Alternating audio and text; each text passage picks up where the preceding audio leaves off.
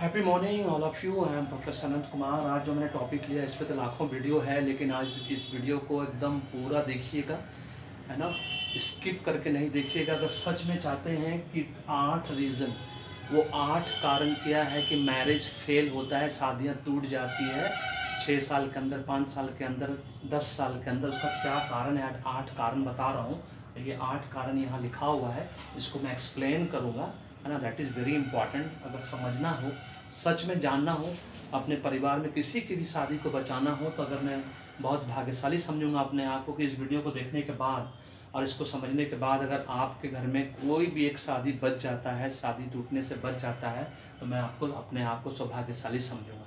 क्योंकि ये 8 कारण जो है, ये रिसर्च के बेस पे जो मैंने इतने सालों में किया, खुद भुगता हूँ और भी अपने फैमिली फ्रेंड रिलेटिव्स में देखा है, सुना है, समझा है। उसके बाद ये 8 कारण मुझे समझ में आया कि 8 कारण है, 8 रीजन्स फॉर मैरिज फेल, है ना। उसमें सबसे पहले जो आता है वो होता है anti driver conductor and name number. इससे पहले कि मैं ये समझाऊं, मैं आपको बता दूं कि आपको मुझसे ही न्यूमरोलॉजी क्यों करानी है, और आचार्य जी से एस्ट्रोलॉजी क्यों करानी है, या मुझसे ही न्यूमरोलॉजी कोर्स क्यों सीखना है। न्यूमरोलॉजी कोर्स लेडीज़ के लिए, फीमेल के लिए वरदान के रूप में है। घर बैठे लाखों रुपया 1 साल के अंदर कमाने लगोगे, वो भी इज्जत के साथ, नेम एंड फेम के साथ, है ना। इतनी इज्जत है इस बिज़नेस में कि आप सोच नहीं सकते हो। मैं खुद महसूस कर रहा हूँ इस बात को, है ना। इसीलिए घर बैठे, और आपके लिए ऑनलाइन बिजनेस कहीं जाने की ज़रूरत नहीं, घर बैठे आप कमा सकते हो। इसलिए आज न्यूमरोलॉजी कोर्स सीखो, सस्ते में सबसे अच्छा।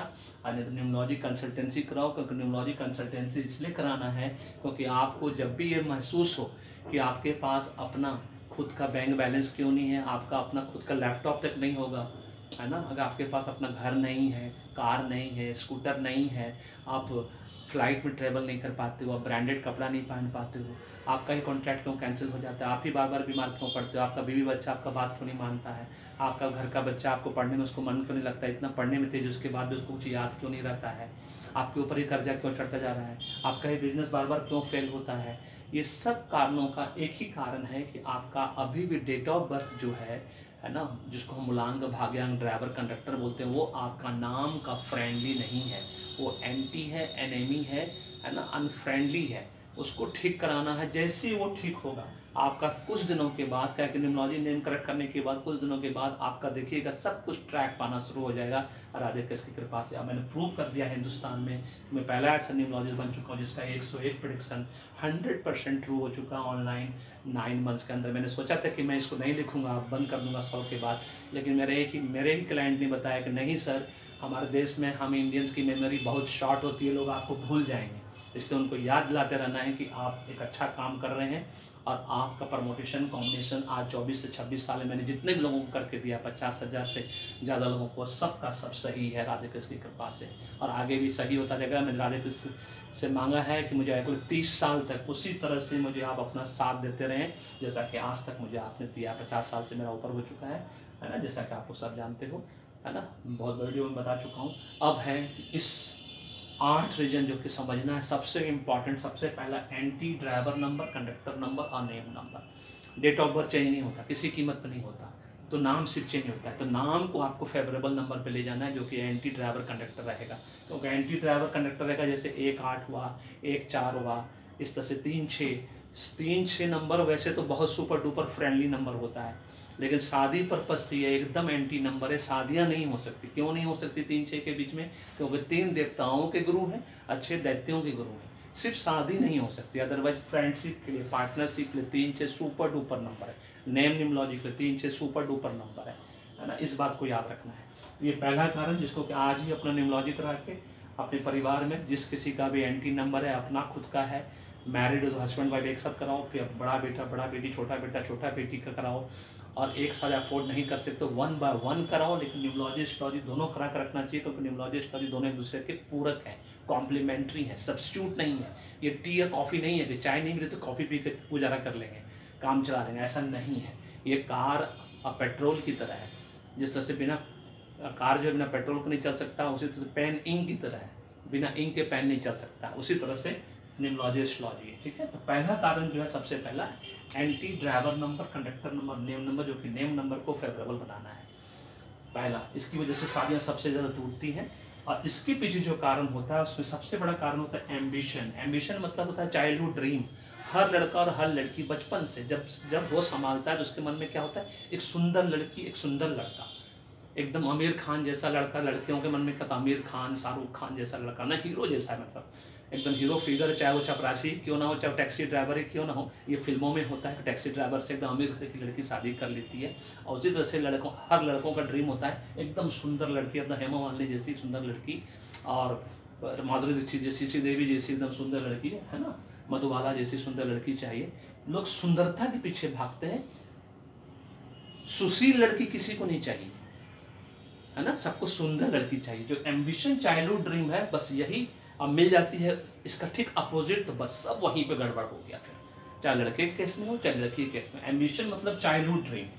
आपने किसी के बारे में एक बना कर रखा है, फिल्म देखते हैं, फिल्मी हीरो हीरोइन के बारे में अपने आप को बना दिया कि मेरा ऐसा हीरो होगा, मेरा हस्बैंड ऐसा होगा, ऐसा लंबा होगा, ऐसा चौड़ा होगा, इतना ताकतवर होगा, है ना, ऐसा कमाएगा, करोड़पति अरबपति होगा। और आपके मम्मी पापा ने शादी कर दिया एकदम ठीक आपसे अपोजिट लोगों से, बस वहीं पे आपका शादी का सारा जोश, सारा उमंग सब वहीं खत्म हो जाता है, ढस हो जाता है एकदम, जिसको बोलते हैं।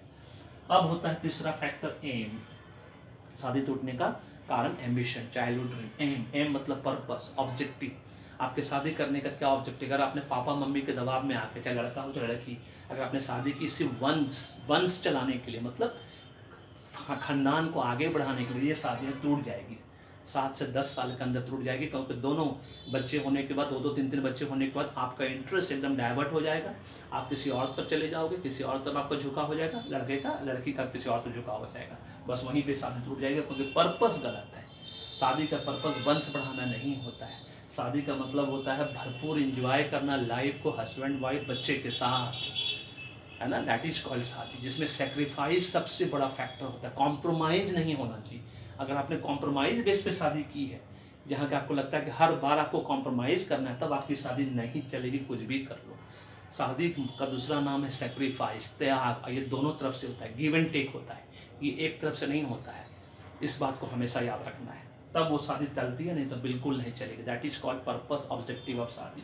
एक्सपेक्टेशंस, बहुत सारी उम्मीदें हो जाती है शादी के बाद। शादी के पहले 80% केसेस में अगर आपने लव मैरिज शादी की है, तो लड़का हमेशा आपको, लड़की को हमेशा बोलेगा मैं पहाड़ खोद के दूध निकाल दूंगा, पहाड़ खोद के पानी निकाल दूंगा, कुछ एकदम झूठा फॉल्स प्रॉमिसेस करता रहता है।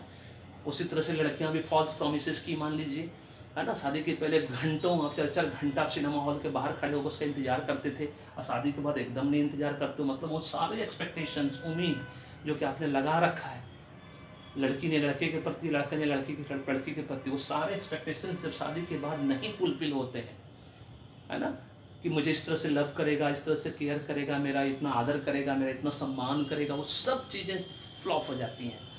क्योंकि शादी के पहले एकदम सब झूठी बातें खाली होती, झूठी वादे होते हैं, झूठे प्रॉमिसेस होते हैं, उसके बाद सब चेंजेस हो जाता है। बस वही एक्सपेक्टेशंस आपको शादी को बर्बाद करने में सबसे बड़ा सहायक होता है, टूटने में सबसे बड़ा सहायक होता है।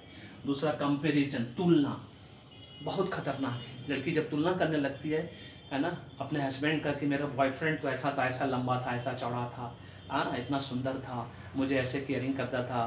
आज तक लोगों ने ये बात कभी नहीं समझा कि लव, जितने भी लोग प्यार में जो अमर हुए, जो हीर रांझा जैसे अमर हुए, लैला मजनू अमर हुए, ये सब इन्होंने शादियाँ नहीं की थी। इस बात को हमेशा याद रखना है। अगर शादी कर लिए होते थे तब पता चलता था कि उनका प्रेम कहानी कितना अमर होता था, है ना। शादी के पहले सब अच्छा होता है, सब बड़े बड़े वादे करते हैं, लड़का हो लड़की हो, एक दूसरे को खूब बड़े बड़े वादे करते हैं। उसी वादे की वजह से जब वो पूरा नहीं होता, वही एक्सपेक्टेशन फिर कंपैरिजन में डेवलप होता है। उस कंपैरिजन में, और वो कंपैरिजन तुलना में जब आपको एकदम ठीक उल्टा मिल जाता है, क्योंकि हमारे देश में मैक्सिमम लड़कियां उम्मीद क्या करती हैं, मेरा हस्बैंड राजकुमार जैसा दिखेगा। और जितने भी टॉप लेवल पे, जितने बड़े बड़े पोस्ट पे लोग हैं, मैक्सिमम 80% लोग जो हैं एकदम देखने में काले कलूटे, एकदम सामले, हम लोग जैसे एकदम सामले बरन के लोग रहते हैं, है ना। वो एक्सपेक्टेशन पूरा नहीं होता लड़कियों का। सबको मिल जाता है, खूब देखने में बहुत सुंदर है, लेकिन एकदम खतरनाक लड़का मिल जाता है देखने में उसको, तो वो सारा कंपैरिजन जो उसको फिर उसकी तरफ आकर्षण उसका ख़त्म कर देता है। स्टार्टिंग का 4-5 साल बहुत आकर्षण रहा, उसके बाद सब खत्म हो जाता है, फिर धीरे धीरे दोनों डाइवर्ट हो जाते हैं। वो शादी टूटने का सबसे बड़ा कारण कंपैरिजन बनता है। दैट इज़ द बहुत खतरनाक बात। उसके बाद इंटरफ्रेंस, शादी के बाद लड़की के माँ बाप का इंटरफ्रेंस शादी को तोड़ने में 50% रोल सहायक बनता है। शादी के बाद भी जिस लड़की का माँ बाप का इंटरफ्रेंस उसके घर में लगा हुआ है, समझिए उस घर को टूटना ही टूटना है 10 साल के बाद। क्योंकि हर बात में लड़की हर चीज़ में रूठ के मायके चली जाएगी, फिर उसका मम्मी पापा उसको फिर वहाँ से लेके यहाँ पहुँचाएगा। फिर इस तरह से क्या होगा, उसको जब तक ये लगा रहेगा कि मेरे को सपोर्ट बना हुआ है, मैं कभी भी किसी भी स्थिति में वापस मम्मी पापा के पास जा सकती हूँ, मेरा हस्बैंड मेरा कुछ नहीं बिगाड़ सकता, मेरा ससुराल वाला कुछ नहीं बिगाड़ सकता।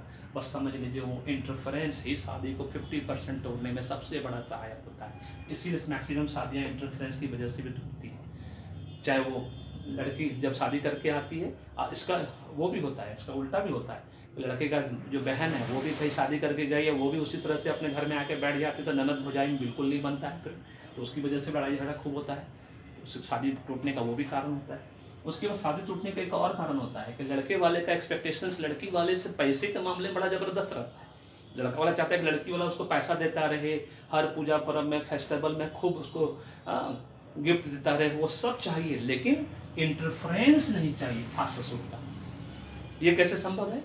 चौखा मुरमुरा दोनों, गाल फुलाबो ठिठाई का हंसबो, गाल फुलाए हो और हंसना भी चाहते हैं गाल फुला के। ऐसे कैसे संभव है कि आप गिफ्ट चाहते हो उनसे वो पैसा चाहते हो, आदर सम्मान चाहते हो, चाहते हो कि बार बार आके हम लोग को गिफ्ट दे के जाए, और उसको तो इंटरफेरेंस भी नहीं चाहते हो। ऐसा थोड़ी होता है। अगर आपके अंदर वो भूख है, लालच है कि लड़की वाला मुझे हर बार देगा, मेरे बेटे को देगा, मेरे परिवार को देगा, तो फिर इंटरफेरेंस उनका रहेगा ही रहेगा, बढ़ेगा ही बढ़ेगा। फिर तो शादी टूटने का कारण आप खुद हो। इस बात को लड़के वाले को भी समझना है कि हमेशा गिव एंड टेक शादी टूटती है, एक तरफ से शादियाँ नहीं टूटती है। तो ऐसी शादी एक तरफ से जो टूटती है वो सिर्फ 20% केसेस में टूटती है, 80% केसेस में दोनों तरफ से शादियाँ टूटती है, लेकिन दोनों तरफ का गलती रहता है। That is very important. इस बात को समझना है कि सेक्रीफाइस की भावना नहीं है लोगों में, त्याग की भावना नहीं है। सब कॉम्प्रोमाइज़ बेस पे शादी करते हैं, कॉम्प्रोमाइज़ जहाँ आ गया वहाँ शादियाँ टूटनी। और above all attitude and perception. Attitude का मतलब होता है रवैया, और परसेप्शन का मतलब होता है नज़रिया। हस्बैंड वाइफ का एक दूसरे के प्रति रवैया, नज़रिया में जरा सा भी फर्क आ गया किसी भी कारण से, चाहे पुराने रिश्तों की वजह से, फैमिली फ्रेंड रिलेटिव्स की वजह से, या अपने रिश्ते की वजह से, समझ लीजिए वो शादी टूट जाएगी 5 से 7 साल के अंदर। These are the 8 reasons. आज मुझे इस वीडियो के बनाने के बाद अगर इसमें से आप लोग मुझे कमेंट करके बताना फीडबैक कॉलम में, क्या आपके साथ ऐसा हो रहा है, क्या इसमें से कौन सा फैक्टर आपके घर में चल रहा है, ज़रूर लिख के बताना। मैं रिक्वेस्ट करता हूँ आप लोगों से, है ना। इसमें से कोई भी एक भी परिवार का अगर शादी बच जाता है टूटने से, तो मुझे इतनी बेहद खुशी होगी, और राधे कृष्ण की कृपा उस पर बनी रहेगी। मैं चाहता हूँ कि राधे कृष्ण वो सारी शादियों को जोड़े फिर से, जो टूट चुकी है किसी भी कारण से, जिसमें थोड़ा भी संभावना बचा है, तो वो अंदर से दिल से चाहते हैं कि फिर से शादी का वो घर बस जाए, तो उन लोगों को ज़रूर ब्लेसिंग्स मिलना चाहिए, उसको आगे बढ़ने का मौका मिलना चाहिए, एक बार फिर से मौका मिलना चाहिए। अदरवाइज जैसा चल रहा है, इसको खाली इंटरटेनमेंट पर्पज़ से देखो वो अलग बात है, बट अगर अवेयरनेस पर्पज़ से देखना है, आप किसी को बताना है, शेयर करना है इस वीडियो को, अगर आपको लगे कि ये सही बात है और भी लोगों को जानना चाहिए, तो I will be very happy, और उनका ब्लेसिंग्स तो हमेशा बना हुआ है ही मेरे साथ। This is all about this video को पसंद आया तो लाइक करो, शेयर करो, फीडबैक देना नहीं भूलिएगा डिस्क्रिप्शन बॉक्स में, कि आपके साथ ऐसा हुआ या आपके घर में ऐसा, कि आपके फैमिली फ्रेंड रिलेटिव्स में ऐसा हो रहा है ना। और चैनल को सब्सक्राइब करके रखिए। Thank you so much, may God bless you, the happy beginning. न्यूमोलॉजी course नहीं सीखना है, सारे फीमेल्स के लिए वरदान है एकदम न्यूमोलॉजी कोर्स, और न्यूमोलॉजी कंसल्टेंसी नहीं करवानी है, फटाफट करवानी है, पेड करानी है, पैसा दे के करानी है, क्योंकि फ्री या सस्ती चीज़ कभी किसी को प्यारे नहीं होती। Thank you so much, may God bless you, the happy beginning.